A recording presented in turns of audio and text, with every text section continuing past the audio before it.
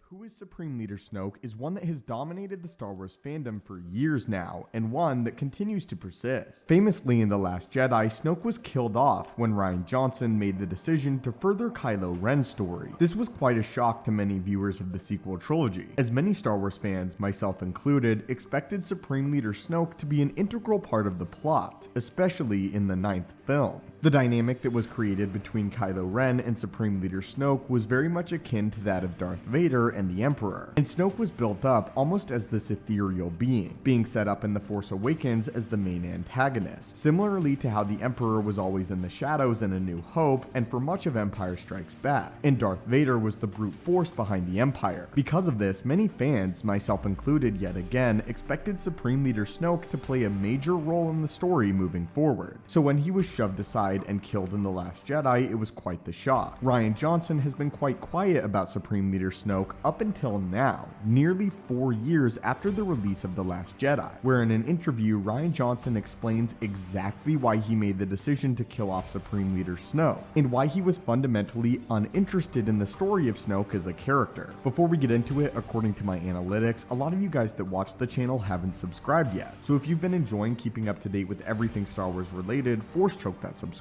button. The details of this interview come from Soraya Wilson, who got the opportunity to interview Rian Johnson directly. I asked Rian Johnson, given that there were no outlines or direction given to him, who he thought Snoke was. I shared with him my hope for The Rise of Skywalker, that he would turn out to be Darth Plagueis, especially since people returning from the dead in Star Wars is a feature, not a bug. Rian didn't want his answer to come across wrong, but to him, the question of Snoke's identity was fundamentally uninteresting to him.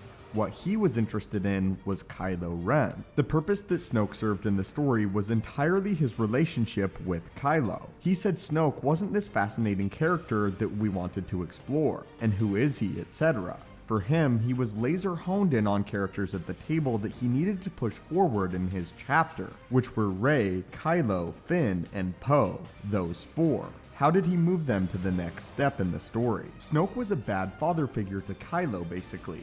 He said it was to the point where he realized that instead of repeating exactly the original trilogy, was if they drew into the last movie of Snoke still being the Emperor figure and Kylo being like Vader, it's just going to lead to the natural expectation and expected pattern. To him, the much more interesting thing was, what happens if Kylo ascends? Where does that put him in the last movie? And where he's now in the position of power. To him, that was infinitely more interesting than anything regarding who Snoke might be.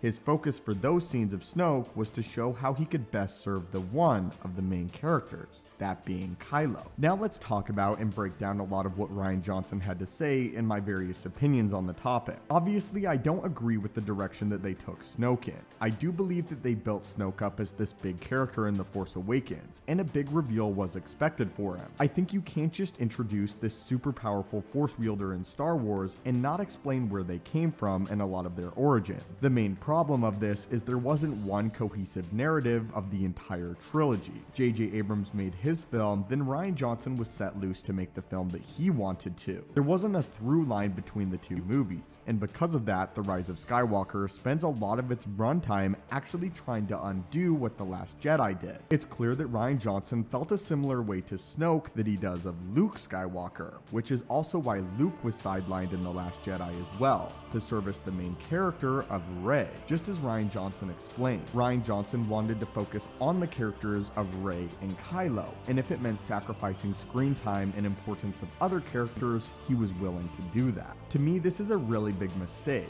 As I've said before, I wasn't the biggest fan of The Last Jedi, and it took me quite some time to come to that determination. There's a certain amount of respect that you have to have when dealing with characters like Luke Skywalker. Snoke, of course, is a little bit different. He's not a character that was prior established before the sequel trilogy, but he is one whose importance was built up in The Force Awakens and even in a lot of The Last Jedi. He's the leader of the First Order, the main antagonist of the entire sequel trilogy, and with that alone, his character requires some explanation. I think it's interesting that the reporter here also brings up the fact that she wanted Snoke to be Darth Plagueis, and it's also even more interesting that Rian Johnson doesn't directly address who she thought Snoke was in Plagueis, and that he just sort of defends the decisions that he made with the character. I do understand a filmmaker wanting to make a Star Wars film and wanting creative control and being able and allowed to bring their vision to life. I also think though that that is not well suited at all for the middle chapter of a trilogy. The purpose of a trilogy is to create interconnected stories that all lead to one big climactic event. And I think because of the fact that they did not have a plan for this trilogy that it suffered. Perhaps if Lucasfilm had been more clear with Rian Johnson, we all would have received a product that we enjoyed a whole lot more. Even if you absolutely adored The Last Jedi, I still think that as a Star Wars fan, you can recognize its flaws when pertaining to the entire trilogy. I don't think I've met anyone that loves the entirety of the sequel trilogy just yet. And if you're out there and you feel like the narrative flows really well between the three movies, I would love to hear why in the comments down below. I also want to hear your thoughts on Supreme Leader Snoke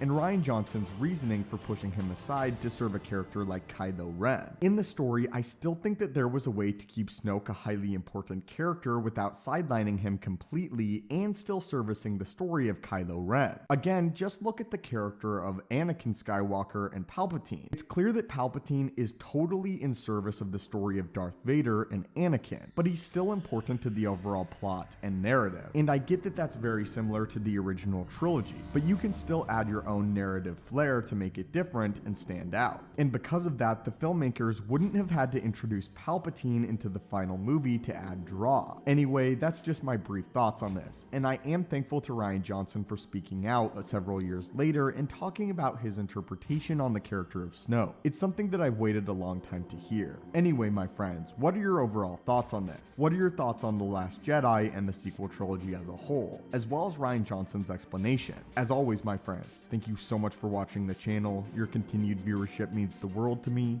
May the Force be with you, and have a great day.